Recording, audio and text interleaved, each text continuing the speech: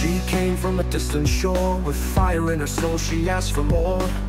No one knew her name before, but the crowd soon rose with every score. Ia dijuluki striker terbaik Inggris, tetapi selama lebih dari 1 dekade, ia hanya punya 1 gelar, Raja Tanpa Mahkota. Hingga akhirnya, di tanah asing, bersama pelatih muda yang tak disangka-sangka, kutukan itu berakhir. Harry Kane akhirnya meraih trofi pertamanya setelah 24 tahun mengejar mimpi, setelah berkali-kali nyaris, setelah diejek, diragukan, dan dijuluki simbol kegagalan. Tapi siapa sangka, semua ini bisa terjadi berkat sentuhan tangan dingin murid Pep Guardiola, Vincent Kompany. Saat pindah ke Bayern Munich di usia 30, publik ramai mencibir, terlambat, terlalu mahal, gagal bersinar. Bahkan Uli Hoeneß, Dewan Pengawas Bayern, terang-terangan bilang dia hampir 30 dan Tottenham bahkan menolak tawaran 160 juta dari City tahun lalu. Tapi Pep Guardiola berbeda. Ia menelepon Bayern selama 2 jam dan berkata, "Percayalah, Kompany dan Kane akan jadi kunci masa depan kalian." Dan Kane langsung menjawab keraguan itu.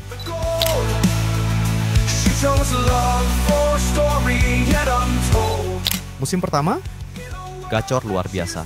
44 gol dari 45 laga, top skor Bundesliga, sepatu emas Eropa. Rekor pemain Inggris tersubur dalam sejarah Liga Jerman. Namun, trofi masih menjauh.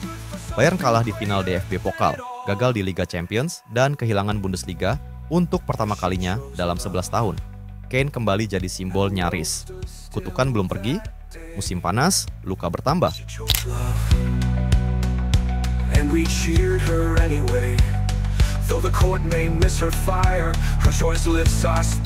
Kekalahan menyakitkan di final Euro 2024.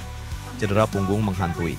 Bahkan Lothar Matthäus bilang, dia sedang krisis kepercayaan diri. Secara mental, dia goyah.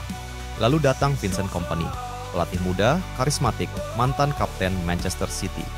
Seorang murid setia filosofi Pep. Dan sejak hari pertama, dia percaya pada Kane. Semakin lama aku melatihnya, semakin aku yakin dia bukan cuma pencetak gol. Dia pemimpin sejati, kata Kompany. Musim kedua, Kane kembali menggila. Meski diganggu cedera, dia mencetak 24 gol, memberi 9 assist, dan tetap jadi tulang punggung Bayern. Bukan cuma soal angka, tapi soal mentalitas. Di tengah badai, dia tetap berdiri.